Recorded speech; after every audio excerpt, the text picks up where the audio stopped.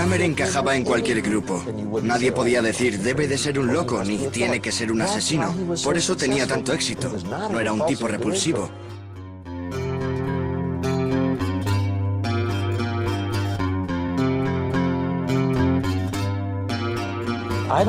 Creo que no conectaba con nadie, que no tenía ningún amigo de verdad. Si no tienes ningún amigo, acabas guardándote muchas cosas y desarrollando muchas fantasías.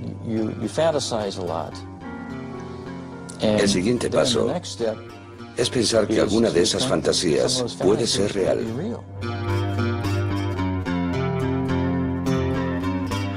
Señoría, esto ya terminó. En este caso jamás intenté volver a ser libre.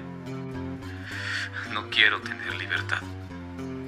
La verdad, yo también deseo morir.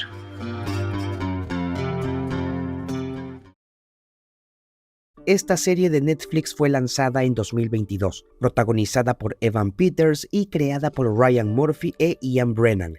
La serie narra la vida y los crímenes del asesino en serie Jeffrey Dahmer, enfocándose en cómo sus acciones afectaron a las víctimas, sus familias y las comunidades.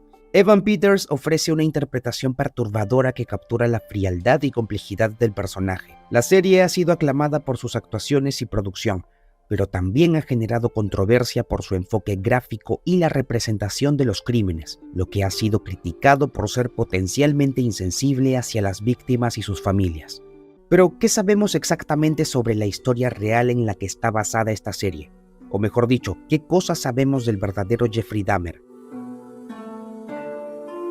Jeffrey Dahmer, conocido como el caníbal de Milwaukee, nació en 1960 y mostró comportamientos antisociales desde niño, con un inquietante interés por la anatomía, pero la anatomía de animales muertos. En 1978, a los 18 años, cometió su primer asesinato y a Stephen Hicks.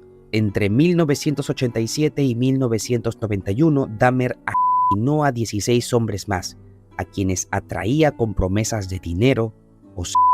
Sus crímenes incluían necrofilia y experimentos horribles como intentar lobotomizar a sus víctimas para crear zombies sumisos.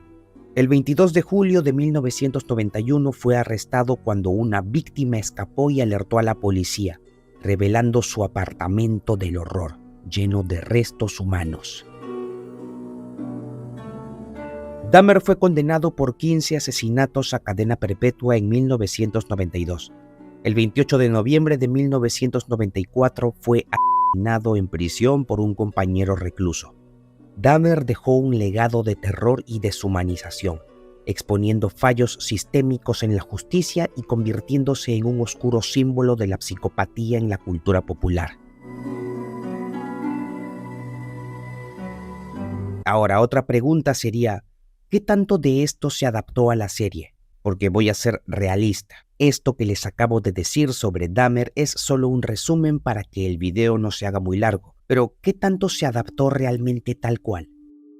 Bien, primero tenemos que Dahmer de niño sufría de bullying por parte de sus compañeros, quienes se burlaban por sus gustos raros. ¿Esto sucedió en la vida real? Pues sí. Jeffrey Dahmer sufrió bullying durante su infancia y adolescencia debido a su comportamiento y gustos inusuales. Desde temprana edad mostró un interés perturbador por los cadáveres de animales, los cuales recogía y disecaba, lo que lo hizo un niño solitario y extraño a los ojos de sus compañeros. Este comportamiento excéntrico, junto con su creciente alcoholismo y su tendencia a aislarse, lo convirtieron en un blanco fácil para el acoso escolar. Sin irnos muy lejos, y quisiera hacer un paréntesis aquí, listo, ya está, continuemos. En la serie vemos que su mamá lo deja por irse a perseguir ovnis. Ella aparentemente ya estaba como que medio zafada mentalmente, pero o sea, ¿qué chucha? ¿Cómo vas a decir eso? Pues, la loca. En fin, a ver, ¿esto fue cierto? Pues, la afirmación de que la madre de Dahmer se fue con David a buscar ovnis no es precisa ni está respaldada por fuentes confiables sobre la vida real de la familia de Dahmer. Joyce Dahmer tenía problemas de salud mental y una historia de comportamiento errático, pero el relato específico de buscar ovnis con su hijo pequeño no es parte de los hechos confirmados. En la realidad, Joyce se separó de Lionel Dahmer, el padre de Jeffrey, en 1978, y David vivió con su madre después del divorcio. Sin embargo, no hay evidencia de que la familia se haya involucrado en actividades como la búsqueda de ovnis. La serie de Netflix podría haber dramatizado o añadido elementos ficticios para aumentar el impacto narrativo. Y aquí sí quiero hacer un paréntesis. Debemos entender todos que las producciones de cine recogen elementos de ficción cuando cuentan una historia porque tienen que precisamente eso, contar una historia. Entonces, sobre la premisa de la vida real de que la madre tiene comportamientos erráticos es que fue añadido el elemento de la búsqueda de ovnis. ¿A alguien le molesta? En lo absoluto que no. Al menos eso es lo que pienso. Porque podría haber sido una posibilidad, y si no lo fue, igual fue añadido dentro de un contexto de realidad. No sé, yo creo que eso suena mejor que decir que se metió a una secta, aunque también hubiera sido interesante, ¿no? ¿Por qué mejor no me dejas en comentarios tus teorías? ¿Qué crees que hacía la mamá de Jeffrey? Algo que quisiera decir es que la polémica detrás de toda la serie, la polémica que rodea la serie en torno a si debió hacerse o no, tal vez parece más ligera de lo que precisamente dije, pero es más densa y oscura. Porque para que esta serie se haga, por más buena y realista que pueda ser, conlleva un trabajo de sumergimiento dentro de la narrativa de la realidad, de los hechos, de lo que pasó. Acercarse a los hechos, pensar los personajes, pero más que personajes, pensar en las personas.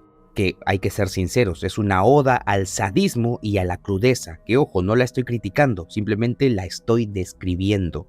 No es solo una serie, es una representación tan buena y perfecta de la mente de un psicópata como Dahmer que da hasta cólera hablar de ella, de lo que sucedió, de la historia, no de que sea correcto que se haya mostrado o no, simplemente por la realidad y la crudeza que tiene. Esta serie es tan buena que cumple con el requisito de que te incomode, y Netflix se tomó esto tan a pecho que la sacó no solo para demostrar que por cierto sacan buenas cosas cuando se lo proponen, sino para decir, aquí estamos carajo, somos Netflix, ¿qué ch** pasa, ah? Y realmente sorprendieron. Por cierto, ¿y los familiares de las víctimas? Los familiares de las víctimas de Jeffrey Dahmer han manejado el impacto de los crímenes de maneras diversas y, en su mayoría, han optado por mantenerse alejados del ojo público. Tracy Edwards, el sobreviviente que alertó a la policía y llevó a la captura de Dahmer, sigue vivo y ha hablado públicamente sobre su experiencia, abordando su continuo proceso de recuperación y las dificultades que enfrenta. Las familias de las víctimas, muchas de las cuales eran hombres jóvenes de raza negra, han lidiado con el dolor y la tragedia de la pérdida. Estas familias han mantenido un perfil bajo en gran medida, evitando la atención mediática para proteger su privacidad y enfrentar el duelo de manera personal. Aunque algunos han participado en documentales y reportajes para contar sus historias y aumentar la conciencia sobre el impacto del crimen y el sistema de justicia, la mayoría prefiere mantener una vida discreta. ¿La abuela de Jeffrey Dahmer existió? Sí, Catherine Dahmer existió y tuvo un papel importante en su vida durante su infancia y adolescencia. Vivió con la familia en varios momentos y brindó apoyo en un periodo complicado. Catherine falleció en 1994, poco después del arresto de Jeffrey. Netflix sobre Dahmer puede haber dramatizado o modificado algunos aspectos de la vida de la familia para crear un impacto narrativo, pero la existencia de la abuela y su rol en la vida de Jeffrey es un hecho real. Ahora otra pregunta que me estuve haciendo fue, ¿qué tan fiel es la serie a las muertes de sus víctimas? Pues la serie se basa en eventos reales, pero presenta una dramatización y algunas licencias artísticas. En términos generales, la serie es fiel a los crímenes y comportamientos documentados por Jeffrey Dahmer, pero hay ciertos elementos que han sido dramatizados o modificados para aumentar el impacto narrativo, como todo producto audiovisual de ficción realmente. En uno de los episodios se observa que Jeffrey conoce a Tony en una discoteca. Tony es un joven gay y modelo, pero el detalle aquí es que es sordomudo. Llegan a conocerse y él es la primera persona que Jeffrey no mata luego de conocerla. O sea, al menos no tan rápido. Llegan a salir por un tiempo y Jeff llega a desarrollar un cariño hacia él, ya que dentro de todo, ambos se hacían compañía. Jeff, por su parte, al ser una persona solitaria, encontraba un alivio emocional, mental y psicológico con Tony, tanto así que se notaba en su semblante. Se notaba que estaba mejor y su padre se lo dijo. Por otra parte, Tony siempre era rechazado por todos los que conocía. Todos se alejaban por ser sordomudo y al conocer a Jeff, claro que con malas intenciones, sentía que realmente alguien se interesaba de manera romántica y real.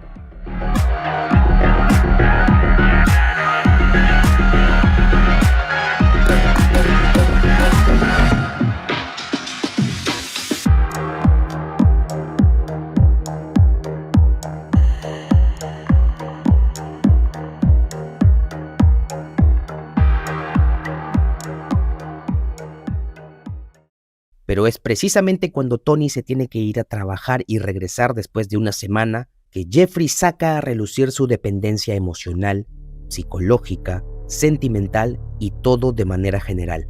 Le pregunta de manera desesperada que cuándo lo volverá a ver. Él le dice que en una semana y que confíe porque no va a desaparecer. Cuando pasa esto entendemos que Jeff realmente sentía alivio pasando tiempo con Tony porque por segunda oportunidad decide no acabar con él. Aquí les juro que yo pensé que, por más que ya sabemos cómo termina el verdadero, mostraba algo de humanidad, como si realmente tuviera la intención de controlar todo lo que hacía que se descontrole. Tony se retira y aparentemente todo estará mejor, o eso fue lo que creímos.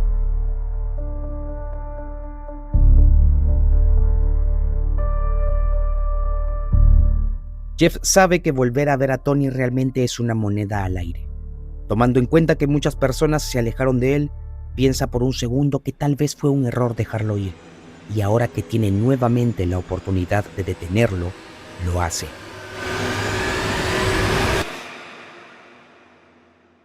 Tony solo regresó a buscar sus llaves, sin saber lo que le esperaba. De todas las víctimas, sentí bastante lástima particularmente por él. Pero ahora hablemos de los hechos y de la realidad. ¿Esta historia fue real?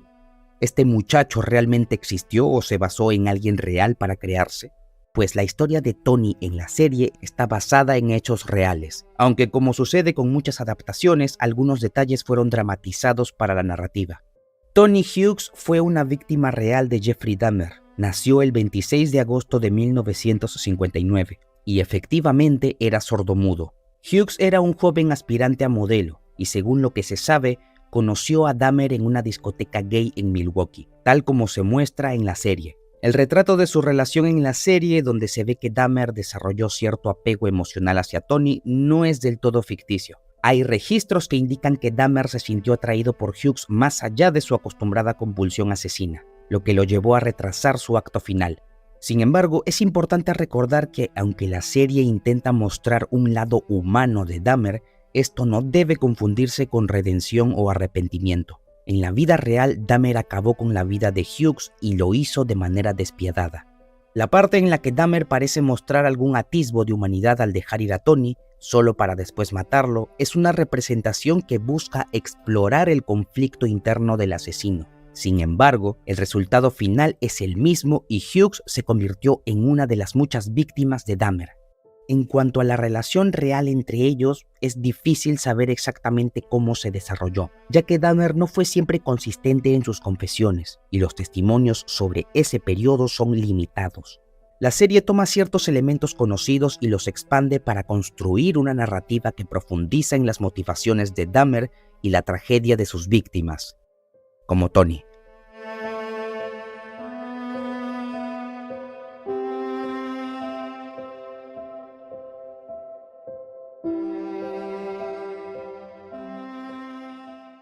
Ahora hablemos de su padre, el señor Lionel. En la serie observamos que al final él siente culpa por haberle enseñado a su hijo a experimentar con los cadáveres de animales. Se podría dar a entender por cómo se dan las cosas y por lo que dice Jeff en la cárcel, que de alguna forma u otra pudo ser influenciado por eso para hacer lo mismo con las personas. El señor Lionel empieza a cargar emocional y psicológicamente con mucho que de verdad es demasiado para él. De alguna forma u otra intenta como que compartir la culpa con la madre de Jeffrey, ya que ella se medicaba y consumía demasiadas pastillas durante el embarazo y otras cosas más.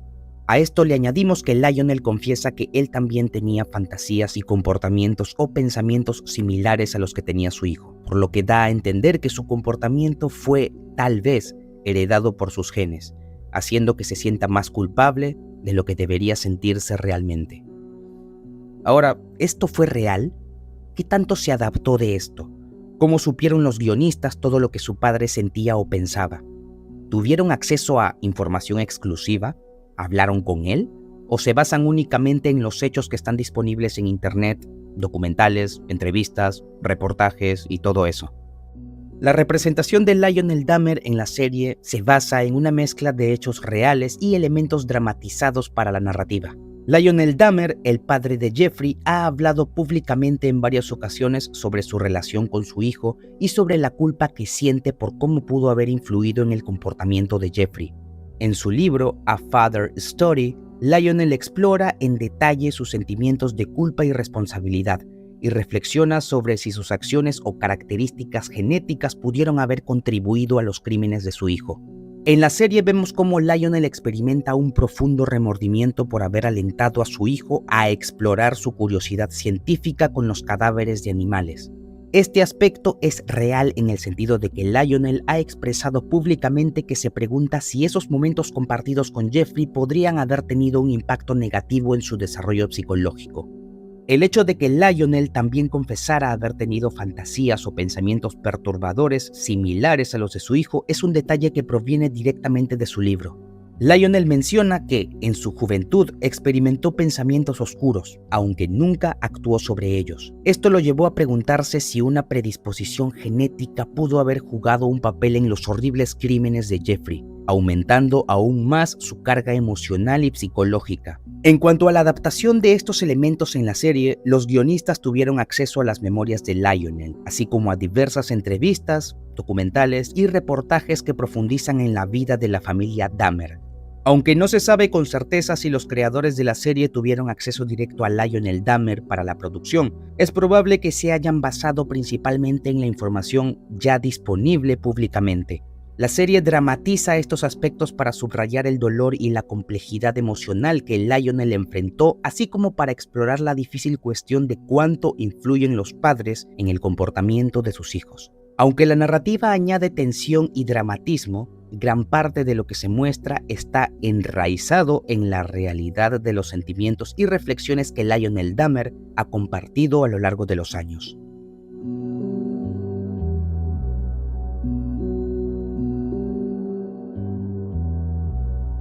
Ahora, ¿qué hay de las familias? Actualmente, hoy 2024, ¿qué se sabe de las familias de las víctimas? ¿Cómo han manejado la situación?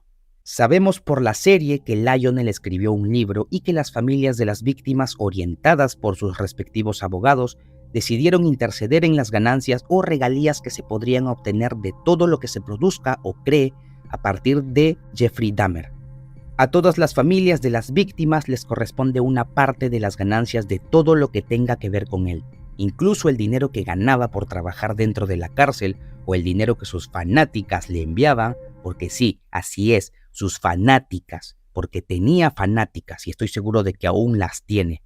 Locas, pero vamos por partes. Primero hablemos de las familias. En 2024, las familias de las víctimas de Jeffrey Dahmer siguen lidiando con el trauma de sus crímenes. Algunas han intervenido legalmente para asegurarse de recibir parte de las ganancias generadas por cualquier contenido relacionado con Dahmer, incluidas regalías de libros, producciones audiovisuales y dinero que Dahmer recibió en prisión, aunque esto ya no está vigente actualmente, pero ya me entienden, fue parte de todo el proceso. Aunque algunas familias han optado por un perfil bajo, otras han luchado en los tribunales para obtener justicia, pero el continuo interés en Dahmer sigue reabriendo sus heridas.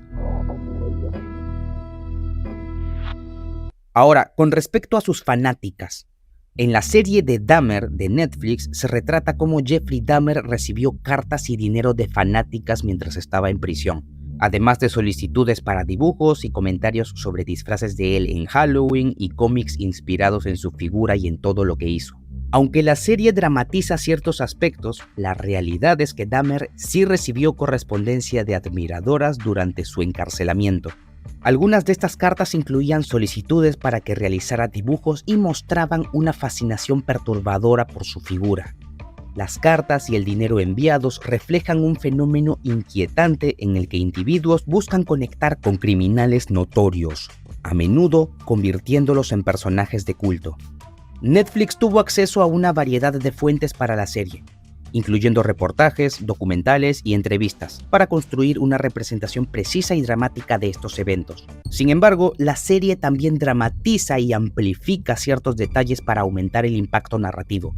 El interés de fanáticas locas en Dahmer y la producción de cómics y material de terror basado en él están basados en hechos reales, aunque la forma en que se presenta en la serie puede incluir elementos adicionales para precisamente acentuar el drama y la perturbación.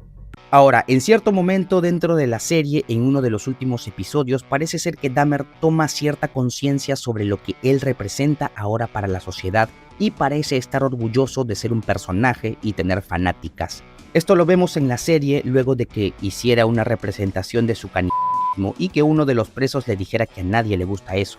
A lo que Jeff responde: a mis fanáticas, sí.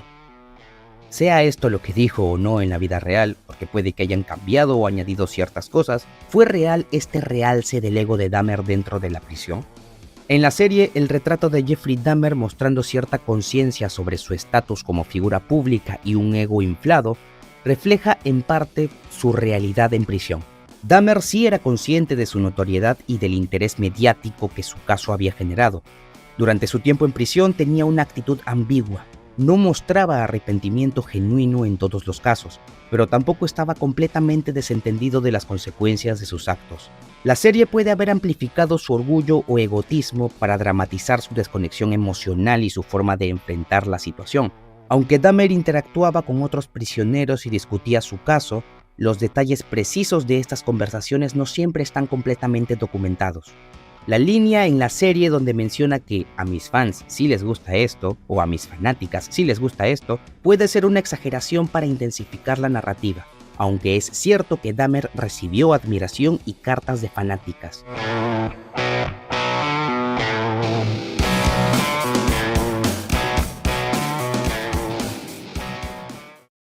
Ahora, ¿realmente se quiso alegar que estaba loco o que tenía alguna enfermedad para que lo manden a un centro de rehabilitación en lugar de la cárcel? Pues sí, la defensa de Jeffrey Dahmer intentó alegar que sufría de enfermedades mentales graves para evitar la prisión y ser enviado a un hospital psiquiátrico. Argumentaron que su conducta estaba influenciada por su condición mental. Sin embargo, el tribunal rechazó esta defensa y lo condenó a 15 cadenas perpetuas sin posibilidad de libertad condicional, considerando que Dahmer actuó con plena conciencia de sus actos. Otra cosa que es importante conocer es qué pasó con su abuela. Por la serie se sabe que llegó a tener demencia senil y aún con Jeffrey arrestado, ella seguía pensando que estaba ahí. Su situación fue en parte reflejo del impacto devastador que el caso de Dahmer tuvo en su familia.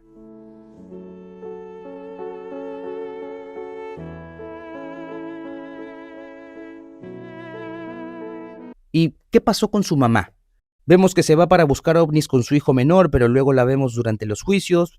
¿Es cierto que intentó quitarse la vida?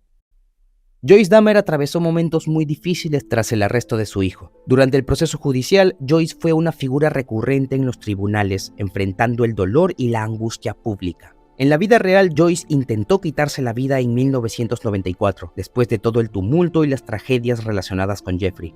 Su vida estuvo marcada por una serie de eventos trágicos, incluyendo el arresto de su hijo, el juicio y el impacto psicológico y social de estos sucesos. ¿Y qué hay con su cerebro? ¿Es cierto que deseaban estudiar el cerebro de Dahmer para descubrir por qué hizo todo lo que hizo? Sí, es cierto. Después de la muerte de Jeffrey Dahmer hubo un debate sobre qué hacer con su cerebro. Su madre, Joyce Dahmer, quería que el cerebro de Jeffrey fuera conservado y estudiado para intentar comprender qué lo llevó a cometer sus crímenes. Sin embargo, Lionel Dahmer, su padre, deseaba que los restos de su hijo, incluido el cerebro, fueran incinerados tal como Jeffrey había solicitado. Este conflicto llevó a una disputa legal, pero finalmente un juez ordenó que el cerebro fuera incinerado junto con el resto del cuerpo de Dahmer en diciembre de 1995, poniendo fin a la posibilidad de su estudio. ¿Es real que se bautizó en prisión porque fue lo que pidió? Sí, Es cierto, Jeffrey Dahmer se bautizó en prisión en 1994, mientras cumplía su condena. Dahmer expresó su deseo de ser bautizado como una forma de retención personal. El bautismo se realizó en la prisión de Columbia Correctional Institution en Wisconsin, y pues este evento fue facilitado por un ministro local llamado Roy Radcliffe, quien continuó visitando a Dahmer regularmente para estudios bíblicos hasta su muerte. El bautismo no fue una petición externa, sino algo que Dahmer buscó por su cuenta como parte de su proceso de reflexión y arrepentimiento en prisión, supuestamente.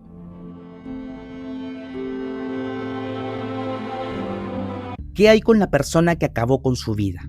¿Quién era? ¿Realmente fue así como en la serie? Pues la persona que acabó con la vida de Jeffrey Dahmer fue Christopher Scarver, un compañero de prisión. Christopher, quien también cumplía una sentencia por asesinato, atacó a Dahmer el 28 de noviembre de 1994 en la prisión de Columbia Correctional Institution en Wisconsin. Según los informes, Christopher golpeó a Dahmer repetidamente con una barra de metal mientras ambos realizaban tareas de limpieza en los baños de la prisión. Otro preso, Jesse Anderson, también fue atacado por Christopher y murió a causa de sus heridas. En la serie de Netflix se muestra que Scarver atacó a Dahmer motivado por el resentimiento hacia él, en parte debido a las atrocidades que Dahmer había cometido y la notoriedad que había ganado. Aunque la serie dramatiza algunos aspectos del ataque, la esencia de lo que ocurrió es real. Christopher Scarver atacó a Dahmer de manera brutal y, según sus declaraciones posteriores, lo hizo porque sentía que Dahmer no mostraba remordimiento por sus crímenes y porque resentía la manera en que Dahmer se comportaba en prisión, donde parecía disfrutar de la atención y fama que había recibido. Christopher afirmó en entrevistas que Dahmer hacía bromas sobre sus crímenes, lo que contribuyó a su decisión de atacarlo. Aunque la serie añade ciertos elementos dramáticos, como la conversación previa al ataque, que por cierto es muy buena, la representación general del asesinato es bastante fiel a los hechos conocidos en la vida real. ¿Qué orilló a Netflix a producir esta serie? Netflix decidió lanzar una serie sobre Jeffrey Dahmer debido al creciente interés en historias de crímenes reales y la fascinación por entender casos extremos como el suyo. La serie no solo explora su vida y crímenes, sino también las fallas sistémicas como la negligencia policial y los prejuicios sociales, que precisamente permitieron que continuara con sus actos. Aunque criticada por las familias de las víctimas, Netflix vio en este proyecto una oportunidad para abordar temas complejos y conectar con una audiencia interesada en explorar las implicaciones sociales y psicológicas de estos casos. Netflix buscó que la serie sobre Jeffrey Dahmer sirviera como una reflexión sobre la importancia de prestar atención al estado mental de las personas. Al destacar su historia, la serie invita a considerar que ciertos comportamientos o indicios, aunque no sean pruebas concluyentes de que alguien está mal, podrían ser señales de que necesitan más apoyo o atención psicológica. Nos hace reflexionar sobre cuántos compañeros, colegas o conocidos podrían estar lidiando con luchas internas que no son evidentes a simple vista. ¿Cuántas personas aparentan tener una vida normal cuando en realidad podrían estar sufriendo en silencio? Es un recordatorio de que debemos estar más atentos y dispuestos a ofrecer apoyo antes de que sea demasiado tarde, promoviendo la necesidad de una intervención temprana y adecuada para evitar que situaciones extremas se desarrollen. Algo que les puedo decir es que luego de ver la serie me puse a revisar las entrevistas, videos disponibles del verdadero Dahmer en internet, sus documentales, las transcripciones de las entrevistas que nunca salieron a la luz y todo el material disponible en general. Incluso el juicio, que pese a darse dentro de un contexto de tristeza y tragedia en la representación de Netflix, debo admitir que es un calco perfecto en cuanto a actores, actrices, se lucieron para dramatizar este terrible momento y muestra realmente la cruda realidad, pero desde una perspectiva de reflexión. Dolorosa, pero a fin de cuentas, reflexión. Es crucial recordar que por más atractivo o interesante que un asesino como Jeffrey Dahmer pueda parecer en la ficción o en los medios, no debemos perder de vista la realidad de sus crímenes. Romantizar o idolatrar a figuras como Dahmer es profundamente problemático, ya que se trata de alguien que cometió actos horrendos y destruyó vidas de manera irreversible. Lo que hizo no tiene justificación, y cualquier intento de suavizar o embellecer su imagen no solo falta el respeto a las víctimas y sus familias, sino que también distorsiona la gravedad de sus crímenes. Usar disfraces de Dahmer o celebrar su figura en la cultura popular como si fuera un personaje de ficción, que lo es, pero basado en uno real, trivializa el dolor y el sufrimiento que causó.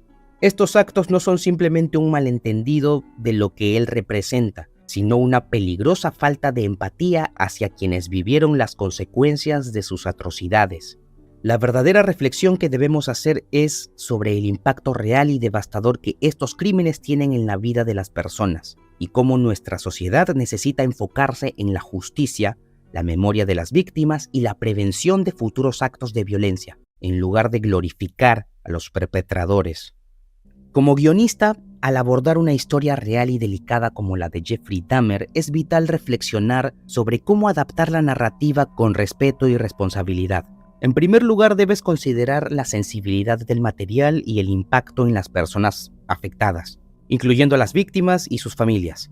La autenticidad es crucial, pero no a expensas de la explotación sensacionalista. Cuando adaptas hechos reales, tienes cierta libertad para dramatizar o modificar eventos para ajustar la historia a un formato de guión narrativo. Sin embargo, esta libertad debe ejercerse con cuidado. Cambiar detalles o añadir elementos debe hacerse de manera que sirva al propósito de la historia sin distorsionar la verdad de los eventos ni trivializar el sufrimiento de los involucrados. El desafío es mantener un equilibrio entre la narrativa efectiva y la integridad de los hechos. Pregúntate si cada cambio o adición está motivado por un deseo de enriquecer la trama o simplemente por un impacto dramático. Considera la responsabilidad ética de tu representación y cómo puede influir en la percepción del público sobre los eventos reales. En última instancia, como guionista debes asegurar que tu trabajo respete la verdad histórica y el contexto emocional de la historia, evitando representaciones que puedan resultar insensibles o dañinas. La reflexión sobre la responsabilidad y el respeto debe guiar cada decisión creativa, buscando siempre contar la historia de manera que honre la realidad de los hechos y el sufrimiento de quienes lo vivieron. Ya para finalizar, no quisiera dejar de pasar la magistral y excelente interpretación de Evan Peters en esta serie. Y realmente lo digo en serio, me preocupa este muchacho.